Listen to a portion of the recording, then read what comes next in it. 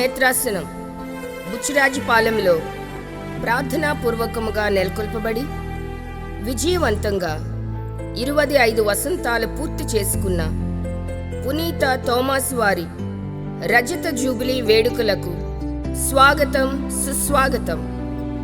దేవుని అపారమైన కృప వలన 25 సంవత్సరములుగా వేలాది మంది జీవితాల్లో ఆత్మీయ వెలుగులు నింపిన పునీత థోమాసు వారి దేవాలయం యొక్క అద్భుత ప్రయాణాన్ని పునీత థోమాసు వారి మహోత్సవము మరియు దేవాలయ రజత జూబిలీ వేడుకల సందర్భంగా ఈ లఘు చిత్రాన్ని వీక్షిద్దాం. నిరంతరం అనుదిన ప్రార్థనలతో, ఉపవాస దీక్షలతో, ప్రార్థనా కూటములతో వీణులు విందైన ఆధ్యాత్మిక సంగీత గాన మాధుర్యాలతో విరజిల్లుతూ అనేక అద్భుత కార్యములు, ఆశ్చర్య కార్యములు జరుపుతూ అనేక భక్త జనాలతో ఈ మన విచారణ విరజిల్లుతుంది అని చెప్పడం ఎంతమాత్రం అతిశయోక్తి కాదు. మన అద్భుతమైన దేవాలయం 2000 సంవత్సరములో నిర్మాణం ప్రారంభించి 2001వ సంవత్సరమునకు పూర్తి కావించబడింది. ఇప్పుడు 25 సంవత్సరములు పూర్తి చేసుకొని రజత జూబిలీ వేడుకలకు సిద్ధపడింది. అయితే ఈ దేవాలయం ఒక నూతన దేవాలయం మాత్రమే. అంతకు పూర్వమే ఇక్కడ మనకి ఒక చిన్న దేవాలయం ఉంది. 1922వ సంవత్సరంలోనే మహాఘనత వహించిన బిషప్ రోస్లిన్ గారు బుచ్చిరాజుపాలెంలోని మిషన్ భూమిని కొనుగోలు చేయటం జరిగింది. కొంతకాలానికి బుచ్చిరాజుపాలెం దగ్గరలో naval science and technological laboratory ఏర్పాటు చేయడం జరిగింది. అందులో పనిచేయటానికి చాలామంది ఆంగ్లో ఇండియన్స్ ఈ ప్రాంతానికి వచ్చారు.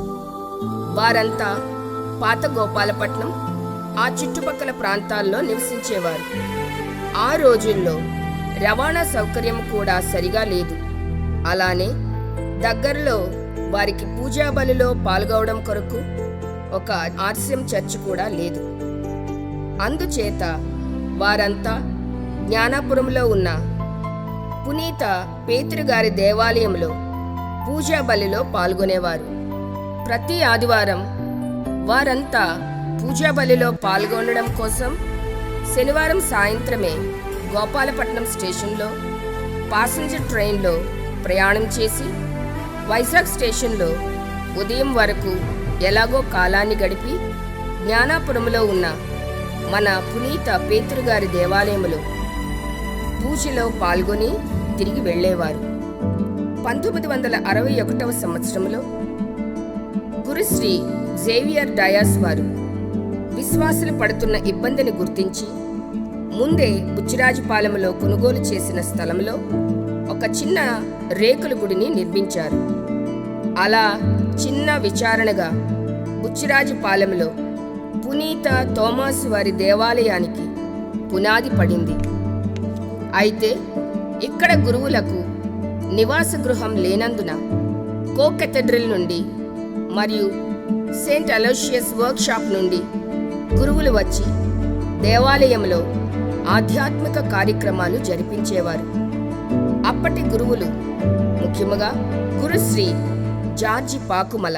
ఈయన కో కెథడ్రల్ నుండి జీప్లో ఇక్కడికి వచ్చి ఆదివారం ఉదయం ఆంగ్ల భాషలో పూజ జరిపించేవారు. కొంతకాలానికి తెలుగు విశ్వాసులు ఎక్కువగా రావడం వలన తెలుగు భాషలో కూడా ఆదివారం సాయంకాలం పూజ సమర్పించేవారు. తరువాత ప్రజల అభ్యర్థనపై ఆదివారం ఉదయం తెలుగులో, సాయంకాలం ఆంగ్ల భాషలోనూ పూజను సమర్పించడం జరిగింది. వారి తర్వాత గురుశ్రీ జేవియర్ డయాస్, గురుశ్రీ దేవాశ్య కుజ్పిల్, గురుశ్రీ మాథ్యూ తుడియన్ ఇదే క్రమాన్ని అనుసరించారు. తదుపరి 1977వ సంవత్సరంలో బుచ్చిరాజుపాలెం చిన్న విచారణ ఒక స్వతంత్ర విచారణ స్థాయికి ఎదిగింది. విచారణ గురువు కోసం ఒక గురునిలయం కూడా నిర్మించబడింది. గురుశ్రీ దేవాస్య నిడేఖాల వారు బుచ్చిరాజుపాలెం చిన్న విచారణకు మొట్టమొదట స్థానిక గురువుగా నియమితులైనారు. వారి తర్వాత విచారణ గురువులుగా గురుశ్రీ జాకబ్ కరాచీరా, గురుశ్రీ ఎన్సి మాథ్యూ, గురుశ్రీ జి మర్యాదాస్ గారు విచారణ గురువులుగా పనిచేశారు. వారి తర్వాత ఫాదర్ జక్రియాస్ గారు విచారణ గురువులుగా బాధ్యతలను చేపట్టారు. మన పూర్వ గురువులు, అప్పటి సెంట్ ఆన్స్ మఠకన్యలు వారు చేసిన బలమైన సువార్త పరిచర్య వలన ప్రార్థనలకు హాజరయ్యే కథోలిక ప్రజల సంఖ్య రోజురోజుకు అధికమవ్వసాగింది. విశ్వాసులకు దేవాలయ సదుపాయము చాలా కష్టతరంగా మారింది. అందువలన అప్పటి మర్యాదాస్ మేత్రాన్ల వారు ఫాదర్ జకరియాస్ గారి అభ్యర్థన మేరకు ఆయన ఆధ్వర్యంలోనే ఒక పెద్ద నూతన దేవాలయాన్ని నిర్మించాలని నిర్ణయించారు. 2000 సంవత్సరంలో ఒక నూతన దేవాలయ నిర్మాణం ప్రారంభించి 2001వ సంవత్సరం కల్లా పెద్దదైన అందమైన పునీత థామస్ వారి దేవాలయాన్ని నిర్మించారు. ఫాదర్ జకరియాస్ గారు 2004వ సంవత్సరం వరకు విచారణ గురువుగా సేవలందించారు.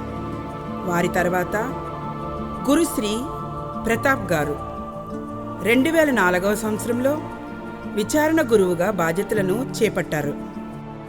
వారు యూనివర్సిటీలో పోస్ట్ గ్రాడ్యుయేషన్ చేస్తూ కొండడాబా స్కూల్కి టీచర్గా వెళ్తూ మనకి విచారణ గురువుగా పనిచేశారు. వీరు పనిచేసిన కాలంలో సంఘంలో అనేక మార్పులు తీసుకొని వచ్చారు. ముఖ్యంగా విచారణ సలహా మండలిని ఏర్పాటు చేశారు. గృహ ప్రార్థనలు ప్రారంభించారు. యూత్ పిల్లలకి ఒక ప్రాధాన్యత ఇచ్చారు. సీనియర్ పాటల బృందంగా మరియు యూత్ పాటల బృందంగా 2 పాటల బృందాలను ఏర్పాటు చేశారు. మరియ దళం వారిని 2 గ్రూపులుగా ఏర్పాటు చేశారు. వారి తర్వాత గురుశ్రీ పీటర్ గారు విచారణ గురువుగా 2007వ సంవత్సరంలో బాధ్యతలను చేపట్టారు. వారు ప్రజలను ఎక్కువగా లోతైన దైవ వాక్య జ్ఞానంలోనికి నడిపించారు. 1003 పూసల అఖండ జపమాల ప్రతి శనివారము దేవాలయంలోనూ విశ్వాసులు జపించే విధంగా ప్రవేశపెట్టారు. 2 పాటల బృందాలను 3 పాటల బృందాలుగా మార్చారు. మన దేవాలయము బయటకు కనిపించేది కాదు. ఈ కారణంగా పీటర్ ఫాదర్ గారు అప్పటి మేత్రానుల అనుమతితో దేవాలయానికి అడ్డుగా ఉన్న షాప్స్ని తొలగించారు. ఈ విధంగా దేవాలయాన్ని రోడ్డున ప్రయాణం చేసే ప్రజలందరూ దర్శించే భాగ్యం కల్పించారు. వారి తర్వాత విశాఖ అగ్రపీఠానికి నూతన అగ్రపీఠాధిపతిగా బాధ్యతలు చేపట్టిన మహాఘనత వహించిన మల్లవరపు ప్రకాష్ తండ్రి గారి కాలంలో గురుశ్రీ అంతోని పుదేశ్వరి గారు 2013వ సంవత్సరంలో విచారణ గురువుగా బాధ్యతలను చేపట్టారు. ఆయన తన జ్ఞానాన్ని విశ్వాసులకు పంచడమే కాకుండా విచారణను క్రమశిక్షణగా సమయపాలనతో నడిపించారు. వారి తర్వాత గురుశ్రీ బాలశౌరి గారు 2018వ సంవత్సరంలో విచారణ గురువుగా బాధ్యతలు చేపట్టారు. వారు చక్కని ప్రసంగాలతో, స్వస్థత ప్రార్థనలతో ప్రజలను ఆధ్యాత్మికంగా నడిపించారు. 2019-20 సంవత్సరాలలో కరోనా వలన దేవాలయంలో పూజా బలులు ఆగిపోయినప్పుడు ఫాదర్ గారు ప్రతిరోజు ఆన్లైన్లో పూజ సమర్పిస్తూ విచారణ ప్రజలందరూ పూజలు తిలకించే అవకాశాన్ని కల్పించారు. వారి తర్వాత గురుశ్రీ ఎలియాస్ గారు ప్రస్తుత మన విచారణ గురువు.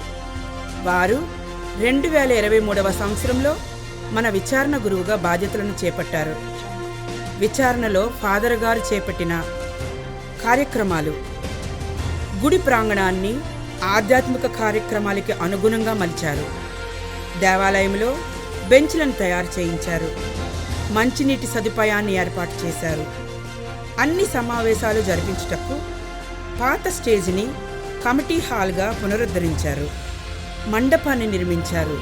శిథిలావస్థలో ఉన్న గురునిలయాన్ని తొలగించి మన ప్రస్తుత అగ్రపీఠాధిపతులైన ఉడుముల బాలాతండ్రి గారి సహకారంతో నూతన గురు నిలయాన్ని ఏర్పాటు చేశారు. ఫాదర్ గారు ఇక ముందున్న కాలంలో కూడా ఇంకా ఎన్నో గొప్ప కార్యాలు చేయాలని కోరుకుంటూ భగవంతుడు ఆయనకు ఆయుష్ను, ఆరోగ్యాన్ని, పరిశుద్ధాత్మ నడిపింపును ప్రసాదించాలని విచారణ ప్రజలందరము ప్రార్థిద్దాం. విచారణకు సెయింట్ ఆన్ సిస్టర్స్ అందిస్తున్న సేవలు. సెయింట్ ఆన్ సిస్టర్స్ మన విచారణకు అందిస్తున్న సేవలను మనం ఎన్నటికీ మరువలేము. వారు గుడిని శుభ్రపరచటం, ఆల్టర్ డెకరేషన్, పూజకి పీఠాన్ని సిద్ధపరచటం మాత్రమే కాకుండా గృహాలను సందర్శించడం, ప్రజలందరినీ ప్రేమతో పలకరించడం, పిల్లలను పెద్దలను బాప్తిస్మం కొరకు సత్యోపదేశాన్ని బోధించి సిద్ధపరచటం, ప్రతి ఆదివారం చిన్నారులకు క్యాటకిజం క్లాసులు కండక్ట్ చేస్తూ పిల్లలను ఆధ్యాత్మికంగా బలపరుస్తూ క్రమశిక్షణలో ఉంచడం లాంటి మొదలైన పనులను వారు చేస్తూ విచారణకు తోడ్పడుతున్నారు. సెయింట్ ఆన్స్ మఠకన్యులందరూ మన విచారణకి సేవలందించినప్పటికీ మనం గుర్తు చేసుకోవలసిన వారు సిస్టర్ సోఫియా అమ్మగారు. వారు 41 సంవత్సరములు స్కూలు బాధ్యతలను నిర్వహిస్తూనే విచారణ ఆధ్యాత్మిక అభివృద్ధికి ఎంతగానో కృషి చేశారు. సిస్టర్ కొర్నేలి గారు సహాయంతో 2000 సంవత్సరం వరకు కూడా కాలినడకన లక్ష్మీనగర్, ఇందిరానగర్, కరాస, ఎన్ఏడి ప్రాంతాలకు వెళుతూ గృహ సందర్శనలు చేస్తూ ప్రజలను ఆధ్యాత్మికంగా బలపరిచేవారు. విచారణ అభివృద్ధికి విచారణ ప్రజలు అనేక బృందాలుగా ఏర్పడి తోడ్పడుతున్నారు. ముందుగా మన కౌన్సిల్ మెంబర్స్, 3 మర్యాదల సభ్యుల బృందాలు, 3 గ్రూపుల పాటల బృందాలు, యువతీ యువకులు, పూజ సహాయం చేసే బాలబాలికలు, దైవ పిలుపును అందుకున్న మన విచారణ బిడ్డలు గురుశ్రీ బి ప్రేమ్ కుమార్ గారు, గురుశ్రీ బి అశోక్ కుమార్ గారు, మఠకన్యలైన సిస్టర్ పొలమర్శెట్టి శాంతి గారు, సిస్టర్ యమ్మల సునీత గారు. ప్రస్తుతం మన విచారణలో సుమారుగా 575కు పైగా కుటుంబాలు సభ్యులుగా ఉన్నారు.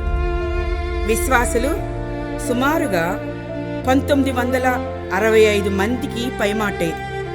వారంతా SR Puram, Adavivaram, Simhachalam, Gopalapatnam, 104 area, Marripalem, 5th police station, Muralinagar ప్రాంతాల నుండి వస్తున్నారు. క్రీస్తుని శిష్యులలో ఒకరైన పునీత థోమాస్ వారి నామములో ఉన్న విచారణ సభ్యులమైన మనమందరము ధన్యులం. ఇక ముందు కూడా పునీత థోమాస్ వారి విజ్ఞాపనలతోనూ, ప్రార్థనలతోనూ, క్రీస్తు ప్రభుని దీవెనలతోనూ ఆధ్యాత్మికంగా మనం బలపడుతూ ముందు తరాల వారికి ఆదర్శంగా జీవిద్దాం. పునీత థోమాస్ వారి విచారణ ప్రజలందరికీ రజత జూబ్లీ శుభాకాంక్షలు మరియు దేవుని ఆశీస్సులు.